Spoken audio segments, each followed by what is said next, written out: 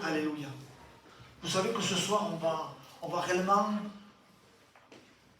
demander à Dieu, on a déjà demandé à Dieu la bénédiction. Et nous allons la recevoir et on l'a même déjà reçue. Vous savez pourquoi? Parce qu'on est tous là réunis en son nom.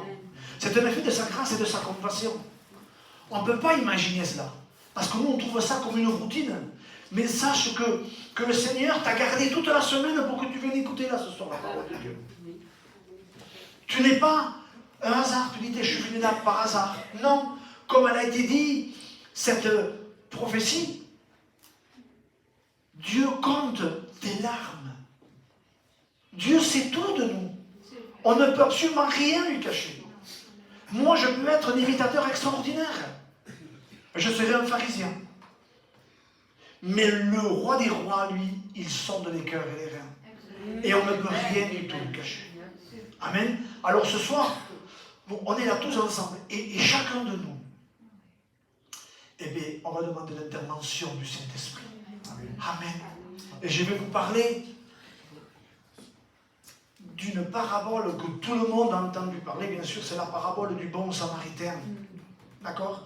Parce que souvent, il y a des personnes, on va dire, que quand une personne s'éloigne de Dieu, ils prennent toujours l'image du fils prodigue. Ah, mais attention, il est revenu à lui-même, il s'est retourné, il a pensé, il est revenu. Alors oui, il faut quand même, voilà. Non. Il y a des fois, non. Et là, on va voir un exemple extraordinaire, c'est la parabole du bon samaritain. Je vais vous la lire si vous voulez, malgré qu'on la connaît tous, cette parabole-là. Hein. C'est dans Luc 10, 25. Un docteur de la loi se leva et dit à Jésus pour l'éprouver. Il est tout payé quand même. Hein. Maître, que dois-je faire pour hériter la vie éternelle? Jésus lui dit, qu'est-il écrit dans la loi? Et qui lis-tu? Il répondit, tu aimeras le Seigneur ton Dieu de tout ton cœur, de toute ton âme, de toute ta force et de toute ta pensée et ton prochain comme toi-même. Tu as bien répondu, lui dit Jésus. Fais cela et tu vivras.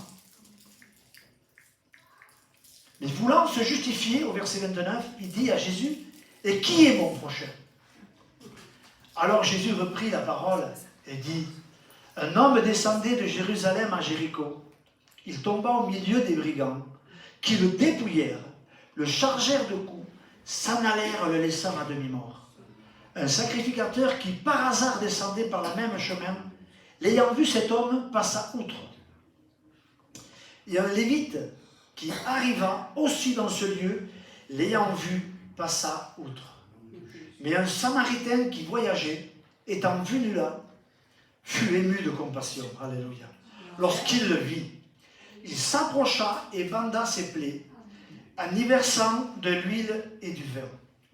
Puis il le mit sur sa propre monture, le conduisit à une hôtellerie et prit soin de lui.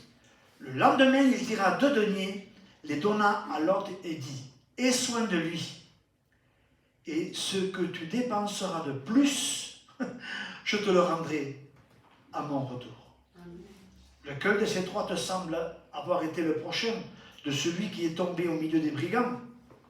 C'est celui qui a exercé la miséricorde envers lui. Amen. Répondit le docteur de la loi. Et Jésus dit, va et toi fais de même. Amen. Amen. On va parler juste un peu sur le docteur de la loi et après je vais vous montrer ce que Dieu m'a montré. D'accord? On voit qu'un docteur de la loi va demander à Jésus que faut-il pour hériter la vie éternelle. Alors qu'un pharisien, un docteur de la loi, ou un sacrificateur ou un lévite, je vais raccourcir, dès leur naissance, dès qu'ils apprennent à parler, ils ont déjà, les parents leur inculquent la loi. Dès leur naissance, dès à partir de 10 à 13 ans à peu près, ils rentrent dans une école pour apprendre la Torah. Vous comprenez? Amen. Amen. Quelqu'un me suit, comme il disait un grand prédicateur. Hein? Voilà. Et même à cet âge-là, ils ont même la kippa et même la tzitzi. Vous savez ce que c'est le tzitzi? C'est les cornes. c'est là où la femme à la perte de sang a voulu toucher le bord du vêtement. C'est ce qu'il y a en bas. D'accord? Qui est signe de la présence de Dieu. Mais c'est quand même fort qu'un docteur de la loi puisse demander quelque chose comme cela. Il croyait qu'en appliquant la loi, il pensait que lui, parce qu'il connaissait la loi et il pratiquait la loi, qu'il devait hériter la vie éternelle. Mais ce qu'il ne savait pas, qu'est-ce qu'il faut pour hériter de quelque chose? Comment? Être fils. Amen. Être fils. Si tu n'es pas fils, tu ne peux pas hériter. Alléluia. Donc la vie éternelle, c'est ceux qui sont fils. Amen. Et là, je vais aller plus vite. Je ne vais pas être long parce que c'est une évangélisation. Mais en même temps, je vais vous expliquer que cet homme descendait de Jérusalem à Jéricho. Il descendait. Il n'était pas arrivé à Jéricho. Et là, nous voyons que cet homme, il tombe au milieu des brigands. C'est lui qui tombe au milieu des brigands. Ça démontre que c'est un péché volontaire. Ce n'est pas les brigands qui lui ont tombé dessus. C'est lui qui est allé carrément dedans. Et vous savez la différence qu'il y a entre un brigand et un voleur? Le voleur, lui, il vient de nuit. Le brigand, non. Il rentre, il défonce tout. Vous voyez la différence qu'il y a? La méchanceté n'est pas la même. Et là, nous voyons que cet homme qui est descendu, eh bien, à peine arrivé, là, les brigands lui ont tombé dessus. Parce que c'est lui, c'est un péché volontaire qu'il a commis. Et après, nous voyons, regardez, ils le dépouillèrent. Mais pourquoi il s'est laissé dépouiller? Parce que souvent, quand on descend, on a peur, parce que notre conscience nous accuse de beaucoup de choses. Amen. Et regardez après, ils le dépouillèrent, le chargèrent de coups, et ils s'en allèrent le laissant à demi-mort. Un sacrificateur, lui, qui passait par là. Et là, c'est quand même bizarre qu'un sacrificateur, vous savez, c'est comme un pasteur. Hein. C'est la même chose. Lui, c'est pareil, il passait à cet endroit-là. Et lui, par contre, quand il a vu, il n'a pas voulu se souiller. Et combien de fois, quand on a commis des choses involontairement ou volontairement, parce qu'on était à Jérusalem, et on est descendu, eh bien, on nous a dépouillés, on a péché volontairement, et combien il y en a souvent des sacrificateurs, pour ne pas dire des pasteurs, que quand ils te voient, ils t'ont tourné la tête. Combien, à qui c'est arrivé? Qui lève la main? Hein? Qui lève la main? Qui n'est pas honte. Hein? Il ne faut pas avoir honte. Parce que celui qui est pardonné, le péché est effacé. Amen. Il s'en rappelle le péché. Amen. Les hommes, notre conscience, ça s'en rappelle. Mais lui, il s'en rappelle. Amen. Amen. Que Dieu soit béni. Et là, vous voyez même après que c'est un lévite. Un lévite, c'est un chantre. Vous voyez, c'est comme moi j'ai fait tout à l'heure. Mais ce que je vais vous expliquer, c'est que ces trois personnes-là, que ce soit le docteur de la loi, ou que ce soit le sacrificateur, ou le lévite, ils étaient ancrés dans la parole de Dieu. Mais le verset qui va très bien pour vous savez lequel c'est? La lettre tue, mais l'esprit vivifie. Amen. Il y en a que, comme ils veulent représenter d'être quelqu'un, hein, eh bien, ils ne se servent pas du Saint-Esprit, mais ils se servent de la loi. Mais regardez par contre la différence du bon samaritain. La première des choses de ce samaritain, vous savez ce qu'il a fait? Il a été ému de compassion. Amen. Et ce que j'ai aimé beaucoup, c'est que il ne lui a pas demandé rien, même une fois qu'il avait soigné. Pourquoi tu es descendu? Pourquoi tu t'es laissé dépouiller? Quand même, pourquoi tu t'es laissé faire? Le samaritain ne lui a rien dit du tout. Amen. Vous suivez un petit peu ce que c'est le bon samaritain? Amen. Amen. Et nous voyons que cet homme-là, il ne lui a pas demandé. Il ne a rien dit. Il aurait pu lui dire, mais pourquoi tu n'es pas resté à Jérusalem? Tu avais la bénédiction chez toi, tu avais la bénédiction de tes enfants, tu allais aux réunions, tu étais bien, pourquoi tu es descendu? Il n'a même pas posé la question. Plus tard, pourquoi tu t'es laissé dépouiller? C'est que le bon Samaritain, lui, le but, la plus grande de ces choses, c'est qu'il a été ému de compassion. Pourquoi? Parce qu'il avait compris que le plus important, c'était de le sortir, de le guérir et de guérir ses plaies. Amen. C'était ça le but pour le bon Samaritain. Et combien de fois, nous, comme je vous ai dit tout à l'heure, on est descendu? Ben oui, on est descendu. Tu n'es pas descendu? Moi, je suis descendu. On m'a dépouillé. On m'a dépouillé. Oui, on m'a dépouillé. Oui, on m'a chargé de coups. Oui, on m'a laissé mes morts. Oui, il y a des sacrificateurs et des lévites qui m'ont laissé de côté. Oui, c'est vrai. Mais celui qui m'a regardé, avec un regard rempli d'amour, il n'a rien demandé. Il n'a pas regardé ce qu'on fait. Il ne regarde pas ce qu'on a fait.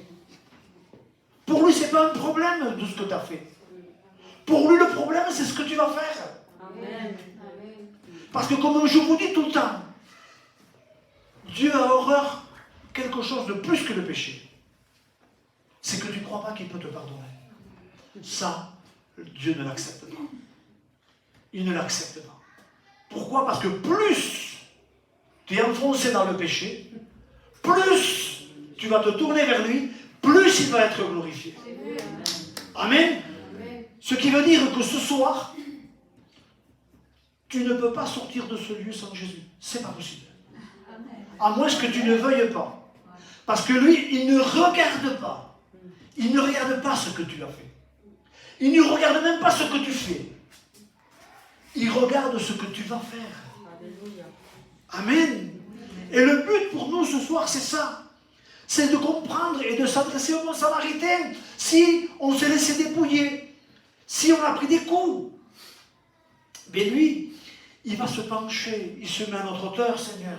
Le roi des rois se met à notre hauteur. Alléluia. Il nous prend. Il nous prend dans ses bras. Et là, vous voyez qu'il met de l'huile dans nos plaies. Alléluia. Il met de l'huile pour adoucir notre douleur. Pas un mot, il a dit, le bon Samaritain. Les autres non plus, mais les autres se sont tournés de nous. Mais lui, il s'est penché. Il s'est mis à ça, le roi des rois. Vous vous rendez compte que c'est le trésor du royaume des cieux. Jésus. Le roi de chez moi. Dans ma vie terrestre, ce sont mes enfants. Et dans le ciel, c'était Jésus. Amen. Amen. Eh bien lui, il s'est penché. Il t'a regardé. Il m'a regardé avec un regard rempli d'amour et de compassion. Il a pris son huile, c'est de son huile qu'il a pris. Et il nous a guéris. Il nous a soulagé nos plaies.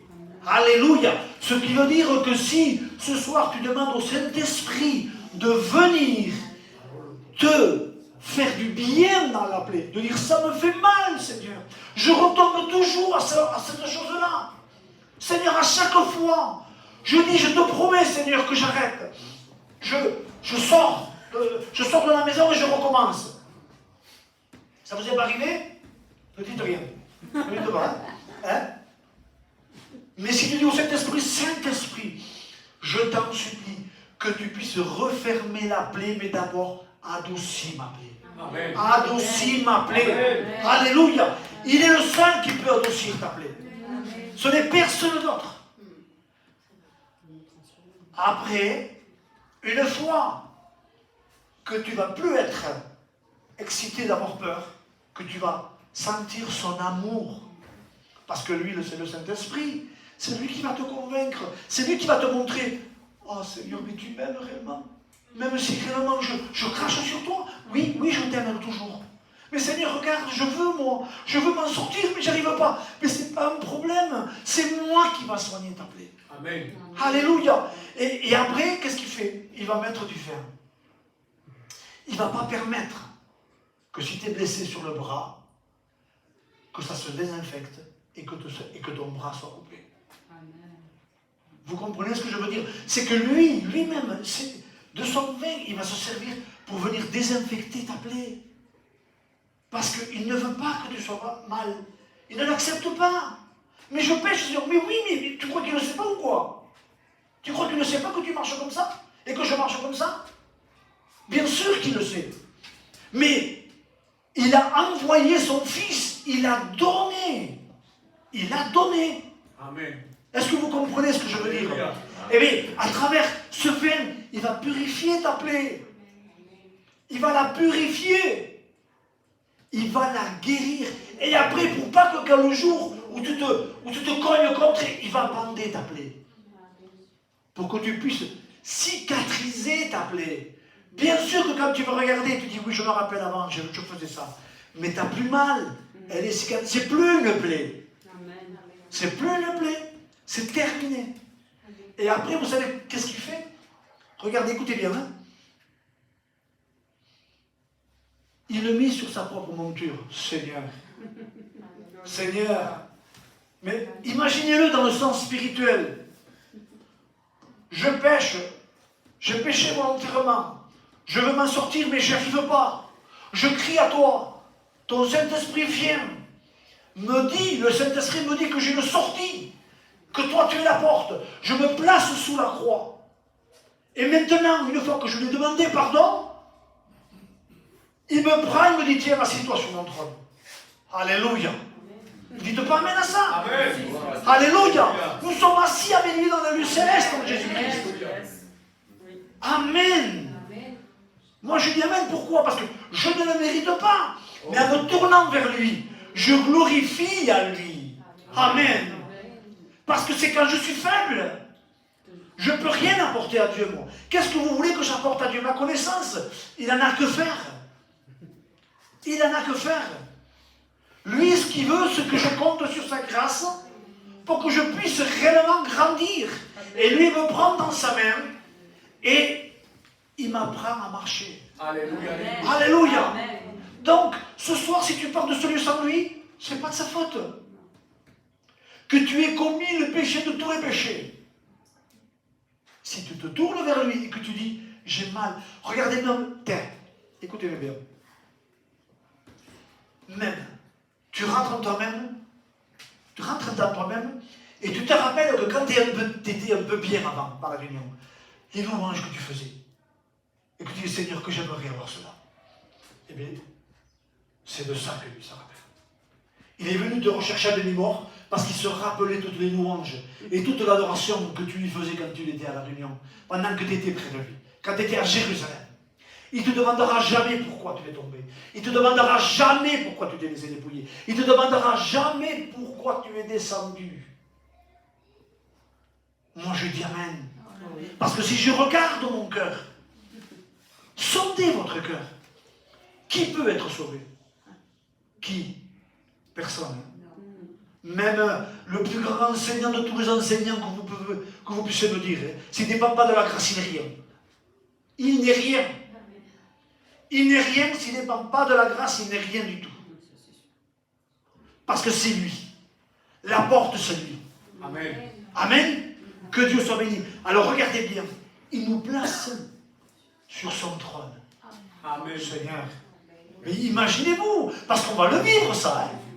On va le vivre. Ne croyez pas que c'est une bande dessinée, hein, ce que je vous raconte là. Ce que je raconte, c'est que quand on sera enlevé, on sera assis à lui. Amen. Alléluia. Alléluia. Amen. Que son nom soit béni. Il va, et après, regardez bien ce qu'il dit. Il le conduisa. Après, et c'est ça qui m'a fait du bien. En y versant de l'huile et du vin, au verset 34, puis il le mit sur sa propre monture et le conduisit dans une hôtellerie et prit soin de lui. Le lendemain, il est resté avec lui. Il est resté avec lui. Et après, il est allé voir l'hôtelier. Et ce soir, l'hôtellerie, c'est ici. C'est la porte de l'espoir. Amen. Ce soir, vous qui êtes là et qui vous êtes blessés, eh bien, le bon samaritain est là. Et nous sommes là à la porte de l'espoir pour vous aider. Amen. Pour vous aider. Non pas pour vous guérir, pour vous donner le moyen de salut à travers sa parole. Amen. Que Dieu soit béni. Et après, bien sûr, nous, on sera payés par le maître des maîtres. Alléluia. Vous savez comment on sera payé? Eh bien, en nous remplissant pour vous donner. Alléluia. Que son nom soit béni. Alléluia. Alléluia. Ce bon samaritain, il est là ce soir. Amen. Ce bon samaritain veut bander tes plaies, veut soigner ta plaie, veut mettre de l'huile. Oh, Il ne veut plus que tu souffres. Alléluia. Seigneur. Il ne veut plus que tu souffres. Regardez, Alléluia. Adam et Ève ont péché. C'est Dieu lui-même qui le cherche. Où es-tu? C'est même pas lui qui est venu. Comme ce soir, aujourd'hui, c'est le Saint-Esprit qui vient vers toi pour te dire, t'as mal, viens. Arrête de souffrir, viens. Amen. Ah, mais j'ai baissé, c'est pas un problème.